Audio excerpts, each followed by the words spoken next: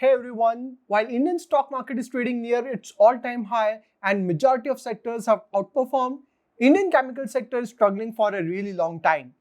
After generating multi-fold returns during COVID bull rally, Indian chemical companies have corrected significantly. And let's be honest, chemical sector has a very complicated business. It's not like FMCG or retail sector where we can directly relate with the brand. Chemical companies operate in B2B business model. Moreover, they operate on global dynamics.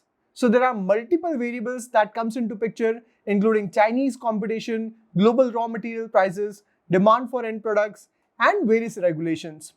All these factors make it very difficult to figure out the growth prospects and the right valuation to invest in chemical companies. Now, as far as long-term picture is concerned, I think almost everyone is convinced with the growth story of Indian chemical sector. The biggest growth driver is China Plus One, where global MNCs are building alternate supply chains to reduce dependency on China, and India has emerged as a strong alternative. Now, this is not just a narrative built to create a hype. There are multiple research reports that have been published by renowned agencies like McKinsey that clearly suggest immense growth potential in Indian chemical sector. But some of you might even doubt on these research reports. So if you look at the ground reality, today, majority of Indian chemical companies are investing millions and billions of dollars in building capacities. And that is a clear indication towards a bright future for Indian chemical sector. The leaders of these chemical companies interact with global clients and they have clearly gauged the massive demand from global MNCs and are currently building the capabilities to address the demand. Now, at this point, in the near term, obviously things are looking a bit gloomy.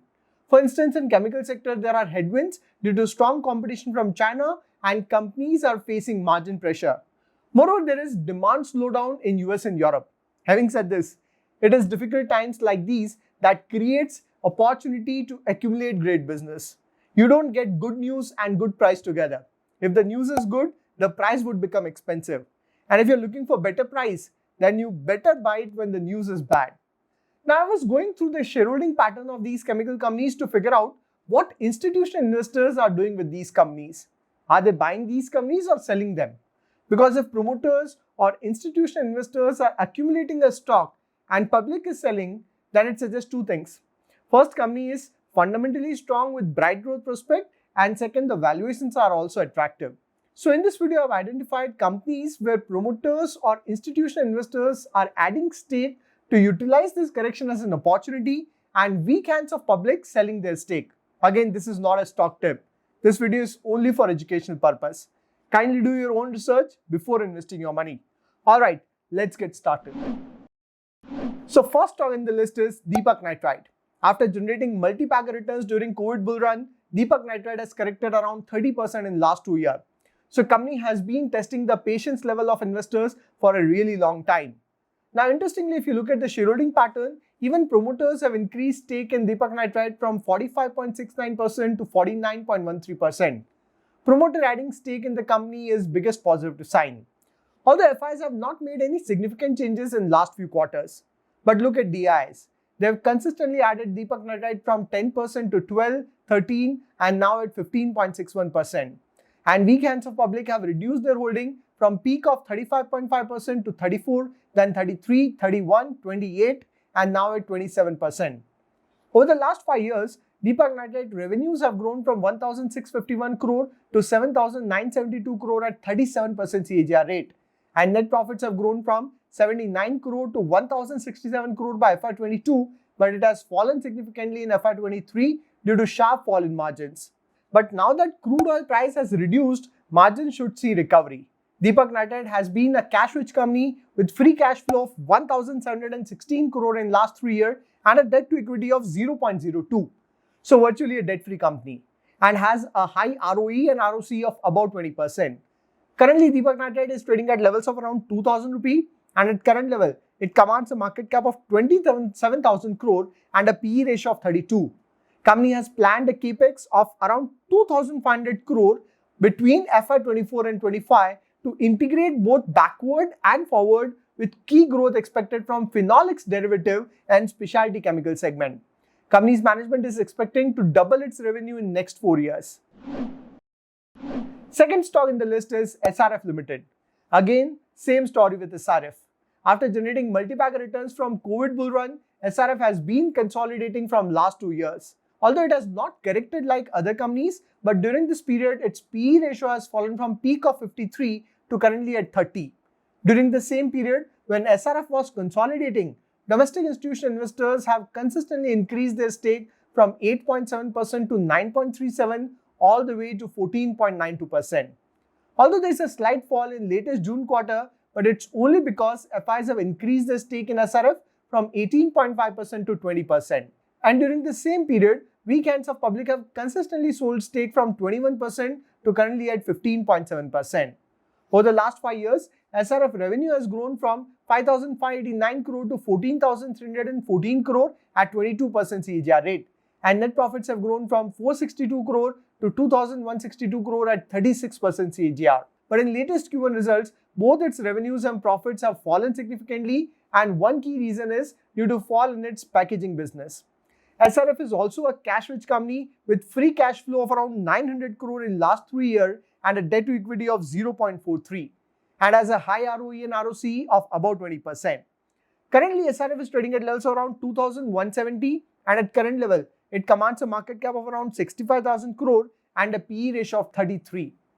Company has got a huge capex plan of 2,500 crore in FY24, and out of which around 80-85% is for its chemical division, where it specializes in fluorine chemistry and refrigerant. Let me know if you want me to cover SRF business in detail. Now, third stock in the list is Navin Fluorine, another stock from fluorine chemistry. In my previous video also, I mentioned that fluorine chemistry is growing significantly with almost 40-50% of upcoming new projects in agrochemical and pharma segment having fluorine molecule in it. Moreover, fluorine also finds usage in electronics industry that has a very bright future. Navin Fluorine has also grown exponentially during COVID, but interestingly, it has continued to grow while other chemical companies have seen good correction. Although recently there's a slight correction in its share price. At current level, Navin Fluorine is trading at a PE ratio of 58, which is on the higher side, but company's earnings in FY23 have grown at 39%.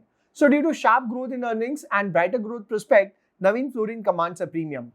Another reason for premium is high demand from institutional investors that have increased their stake in the company from 15% to 18, 20, 22, 23, 24 and now at 25.97%. Although during this period, promoters have slightly reduced their holding and FIs are also the net seller. However, net public holding has consistently reduced from 28.5% to 28, 27 and currently at 26.7%. Over the last 5 years, Navin Fluorine revenues have grown from 913 crore to 2077 at 18% rate and net profits have grown from 180 crore to 375 crore. All the Q1 results are expected to be muted due to annual maintenance in its plant in Dahej and Surat. Navin Fluorine has got negative free cash flow due to high capex and has got debt to equity of 0.39 and has got high ROE and ROCE of around 20%. Navin Fluorine is also on capex spree and their fixed asset has increased from 556 crore in FY22 to 1646 crore in FY23. And for FY24, they are working on 2 new plants, one in Surat with capex of 80 crore and another in Dahej with a capex of 450 crore. This Dahej plant capex will help company ride the demand from agro and pharma space as well as from electric battery and solar sector. By the way, I have discussed Navin Fluorine business in detail in one of my previous videos. At current levels, Navin Fluorine commands a market cap of around 21,500 crore and a PE ratio of around 58. Fourth stock in the list is Gujarat Fluorochemical. It is also a significant player in fluorine chemistry. And again, if you look at FI holding, it has increased consistently from 2.2% to 3, 4, 5 and now at 6.44%.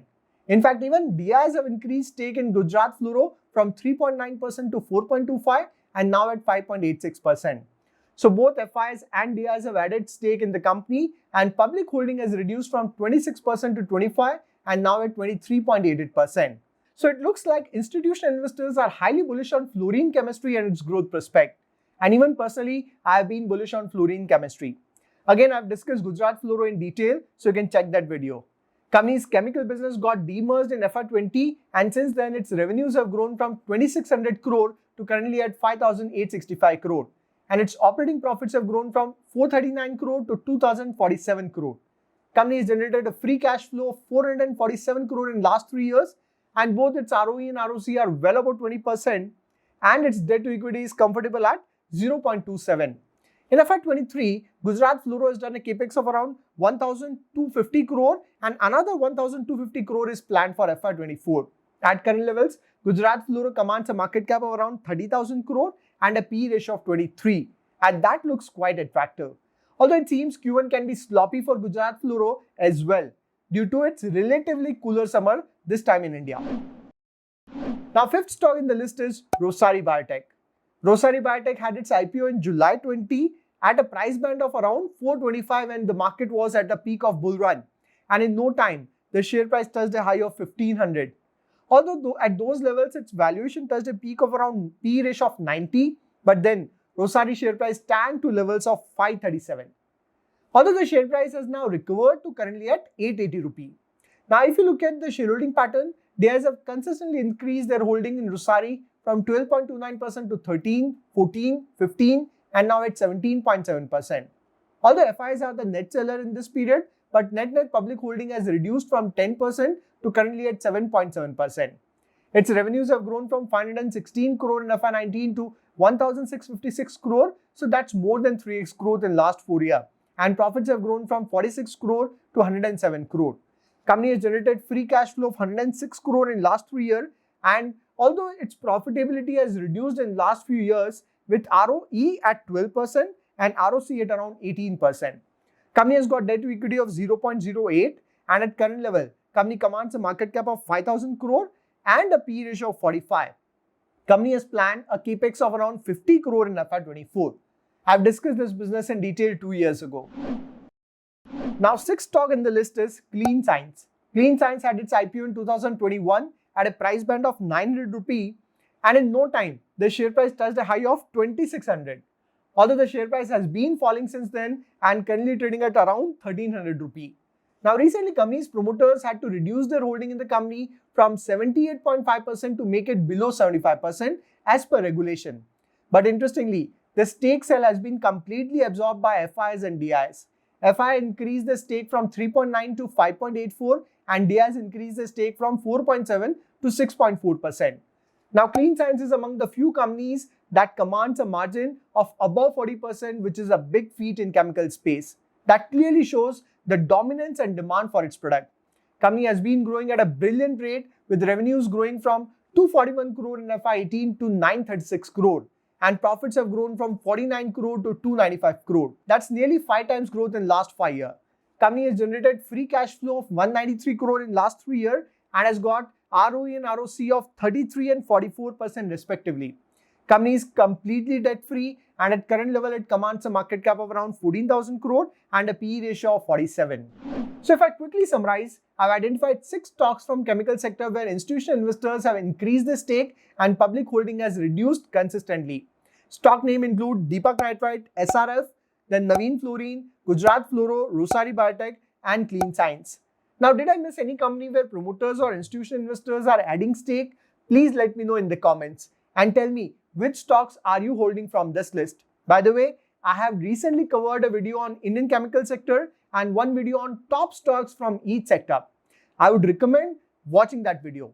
To know which stocks I am holding from chemical sector and my investment strategy, you can explore my weekly video series available on my website. I'll see you next video. Till then, take care.